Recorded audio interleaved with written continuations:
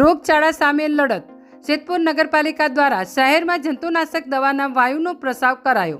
જેતપુર નગરપાલિકા સફાઈ અને ડિઝાસ્ટર વિભાગની ટીમો દ્વારા ચાંદીપુરા વાયરસને ઉદ્ભવતો રોકવા તેમજ ચોમાસાના કારણે ફેલાતા અન્ય વાયરલ રોગચાળો ના ફેલાય તેની આગમચેતી રૂપે વેસ્ટ કલેક્શન ટ્રોલીમાં ફોગિંગ મશીન સાથે શહેરના વિવિધ વિસ્તારોમાં જંતુનાશક દવાનો ધુમ્મસ કરીને છંટકાવ કરવામાં આવ્યો હતો.